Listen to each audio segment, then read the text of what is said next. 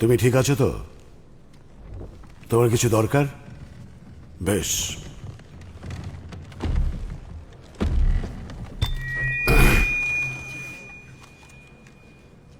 তোমরা শোনো সবাই, বিলুপ্তির ব্যাপারে আমি মোটামুটি জানি।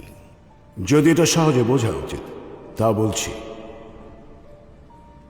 বিলুপ্ত হয়ে যাওয়াটা খুবই কষ্টের, আর নিজেরাই নিজেদের বিলুপ্ত করে ফেলা 7 কোটি বছরে এমন অদ্ভুত কথা আমি কখনো শুনিনি। আমাদের সময় তো উল্কাপিণ্ডের ঘটনা ঘটেছিল, কিন্তু তোমাদের অজুহাতটা কি?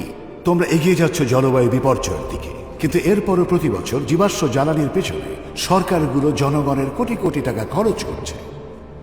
ভাবো তো কেমন হতো যদি আমরা প্রতি বছর উল্কাপিণ্ডের পেছনে কোটি কোটি টাকা খরচ করতাম। এখন তোমরা তো ঠিক তাই করছো। ভেবে দেখো, এই টাকা দিয়ে আরো কত কিছু করা যেত। কত মানুষ পৃথিবীতে অভাব অনটনের মধ্যে দিন কাটাচ্ছে।